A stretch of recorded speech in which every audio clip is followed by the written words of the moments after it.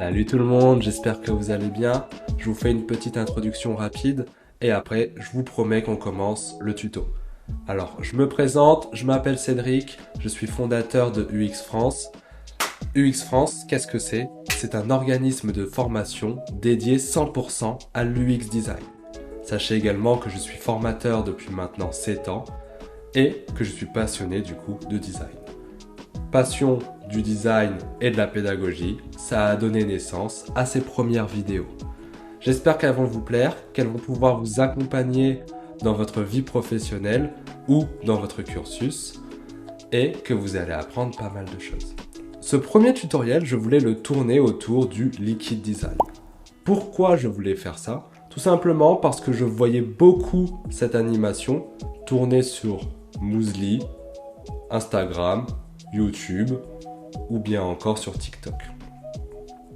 Sachez que cette animation a été réalisée par un certain Roman Nazarenko.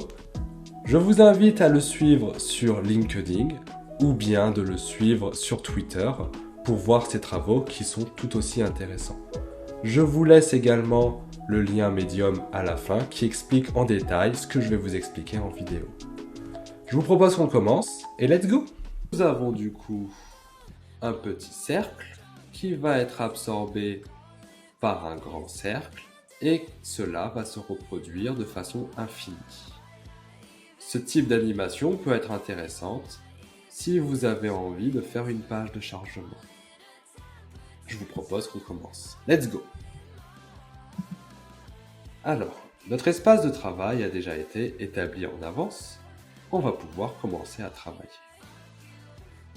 Nous allons faire dans un premier temps 2 cercles. Pour cela, on va utiliser l'outil ellipse qui se trouve ici. Nous pouvons bien évidemment utiliser le raccourci O qui permet d'utiliser l'outil ellipse. Une fois que nous l'avons sélectionné, bien évidemment, on va rester appuyé sur le bouton Shift et on va faire notre cercle. On reste appuyé sur le bouton Shift tout simplement pour que notre cercle soit toujours proportionnel. Vous voyez ici que ma hauteur et ma largeur sont la même. On voit également que notre calque ellipse 3 a bien été créé. Je vais faire un copier, CTRL-C, CTRL-V, pour pouvoir du coup créer notre deuxième ellipse qui se situe ici. Je la mets un petit peu à côté et je vais réduire notre deuxième cercle. Voilà, comme ceci. On va même la réduire un petit peu plus. Comme ceci. Nous avons nos 2 cercles. Comme on a envie de se retrouver dans notre espace de travail, on va les renommer. Ellipse 3, je vais l'appeler grand cercle. Et ellipse 4, je vais l'appeler petit cercle.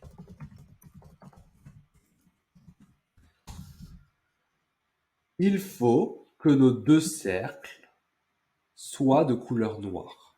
Je vous expliquerai un petit peu plus tard pourquoi c'est important.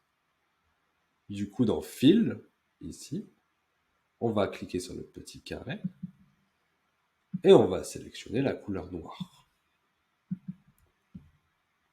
Si vous n'avez pas le petit carré, vous pouvez appuyer sur le plus ici, qui va du coup rajouter une couleur de fond. Vous allez voir, le graphisme, c'est magique. Quand on sélectionne nos 2 cercles, on va lui rajouter un flou. Et on va lui rajouter un flou qui est tellement important que ça va déjà donner une première sensation d'absorption. Du coup, comment rajouter un flou? On sélectionne nos 2 cercles. Vous voyez que nos 2 cercles sont sélectionnés. On va aller dans Effect et on va appuyer ici sur le plus. Si vous ne le voyez pas, n'hésitez pas à scroller. Ça m'arrive souvent que des élèves me disent qu'ils ne le voient pas, tout simplement parce qu'ils sont zoomer sur leur fenêtre du navigateur. Vous voyez là, par exemple, je suis à 100, ce qui est très bien. N'hésitez pas du coup à dézoomer ou à scroller, à descendre. Ici, dans la partie Effect, vous voyez, je vais dérouler et sélectionner le Layer Blur. Layer Blur qui signifie le calque de flou. Je le sélectionne. Par défaut, il va se mettre par 4. 4, vous voyez qu'on a un petit flou. Nous, on veut quelque chose d'assez imposant, d'assez important. Du coup, on va appuyer ici sur la petite icône et on va le mettre à 20. Là, vous voyez, on est sur quelque chose d'assez important, d'assez bien.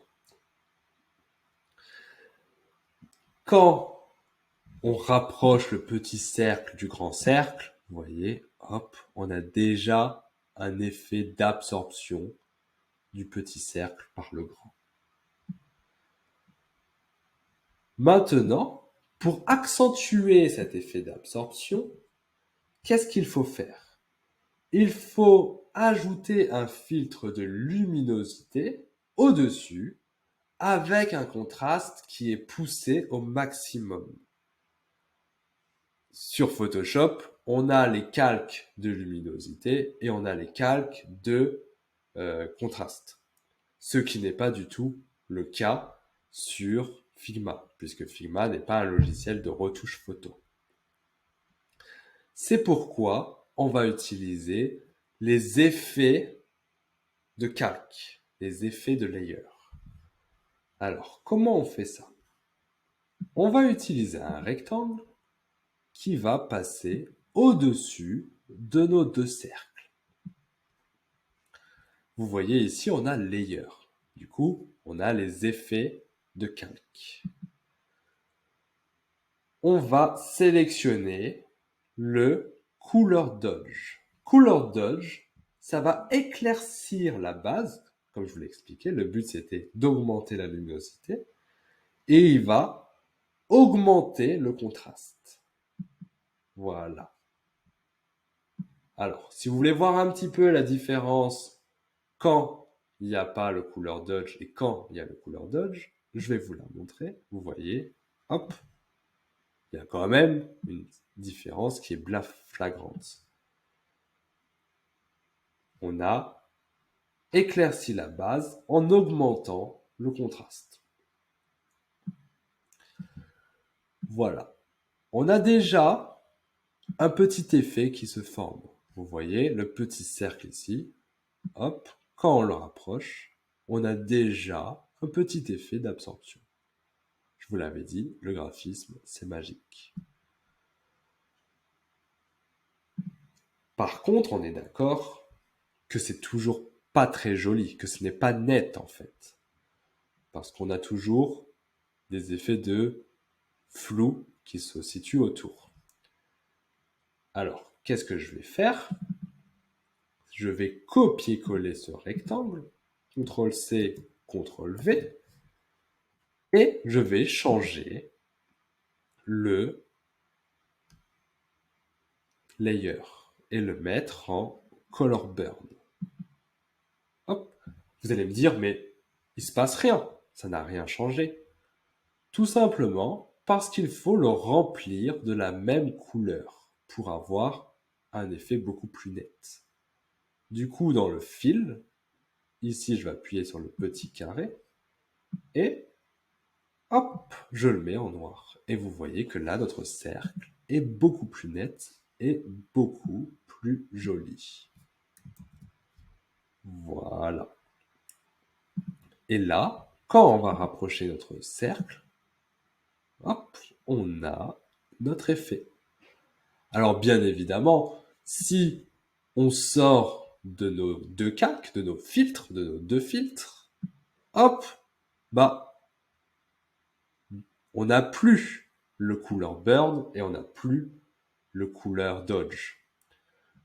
Du coup, on peut augmenter nos calques pour garder cet effet-là. Voilà. Je vais les renommer, histoire de nous retrouver dans notre espace de travail. Lui, c'était le Dodge. Dodge. Et lui, c'était le filtre Burn. Le Burn. Maintenant, on a une problématique. Si on veut changer de couleur, si lui, on veut le mettre d'une autre couleur, vous allez me dire, on va dans Fil et on lui change de couleur. Vous voyez que malheureusement, ça ne fonctionne pas. Parce que du coup, on n'a pas les mêmes... Les contrastes disparaissent en fait, tout simplement. Les couleurs disparaissent. Certaines couleurs disparaissent, malheureusement.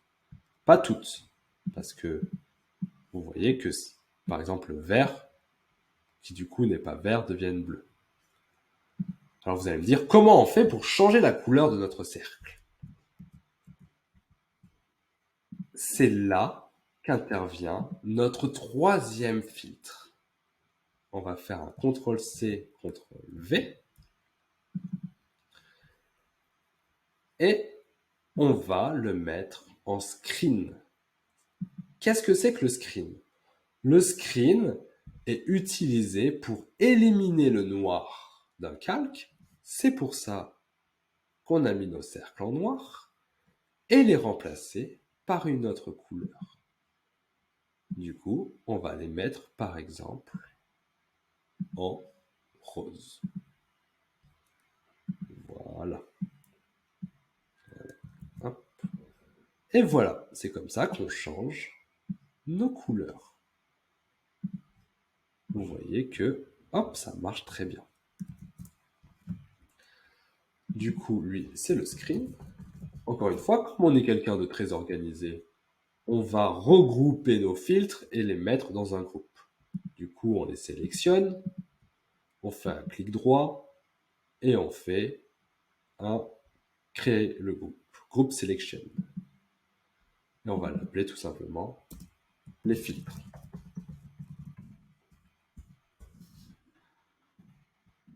Eux, je vais mieux les centrer. Hop. Voilà, là ils sont beaucoup mieux centrés. Je vous propose qu'on fasse quelque chose d'un petit peu plus joli, d'un petit peu plus à la mode. On va rajouter des gradients, puisqu'aujourd'hui, c'est un peu les tendances. On va aller du coup dans Screen, on va aller dans Fill, hop, on appuie sur le petit carré. Solide, on va le remplacer, on va le mettre en linéaire. Du coup, la première couleur, je propose qu'on mette du bleu, et la dernière couleur, on va mettre du violet, qui est ma couleur préférée. Et vous voyez qu'on a quelque chose d'un petit peu plus moderne, d'un petit peu plus joli. Maintenant, vous allez me dire, bah Cédric, nous ce qu'on voulait, c'était une animation. Eh ben écoutez, on va faire ça. On va sélectionner les filtres, le petit cercle et le grand cercle. Et je vous laisse deviner, on va créer un composant. Du coup, pour créer un composant, hop, on appuie ici sur le Create Component. Notre composant a été créé. Avantage de créer un composant, c'est que maintenant, on peut faire des variants. On se rappelle ce qu'est un variant. Les variants, c'est les différents états d'un objet, soit au passage de la souris, soit lors d'un clic, soit à partir d'un timer. Ici, on va du coup créer notre composant. Alors, je vais le renommer, tout simplement, encore une fois, pour me retrouver dans mes calques. Je vais l'appeler Blobs. Et du coup, je vais créer mon composant en cliquant sur la petite icône ici, Add Variants. On clique dessus et on va créer une nouvelle étape. Sachant que plus on va créer d'étapes, et plus notre animation sera fluide. Hop là. Du coup, là, notre petit cercle, on va le rapprocher. On va le mettre ici, c'est plutôt pas mal. On va créer un troisième variant. Même histoire. Notre petit cercle, on va le mettre de l'autre côté. Et notre grand cercle, on va le mettre beaucoup plus à droite. Voilà, plutôt pas mal. Et ce que je propose, c'est d'en créer peut-être encore un. Alors, je vais me déplacer un peu. Je vais écrire encore un. Je vais en créer encore un. Je vais en créer 4. 4, ça suffit largement. Le dernier, je vais prendre le premier et je vais l'inverser, tout simplement. Du coup, je fais un clic droit et je fais un flip horizontal. Horizontal. Voilà. On a, du coup, nos différents variants. Si vous voulez une vidéo sur l'utilisation des variants, n'hésitez pas à me le laisser en commentaire. En attendant, je vous propose qu'on prototype un petit peu tout ça. Notre composant est terminé. On va maintenant le prototyper. On va aller du coup du côté de prototype. Alors, vous voyez maintenant, on va s'amuser avec les interactions. Nous, ce qu'on veut, c'est que ça se charge, enfin que ça bouge tout seul, que ça fait une sorte de boucle infinie. On va prendre le premier, celui qui est par défaut, et vous voyez que on a le petit plus ici qui vient de s'ajouter, vous voyez, et on va le diriger, hop, vers le deuxième. On va le mettre en after delay. Alors, ça dépend de la vitesse à laquelle vous voulez que ça s'active. On peut mettre 200 millisecondes pour voir un petit peu ce que ça donne. C'est à vous de tâtonner. On va changer le instant, on va le mettre en Smart Animate.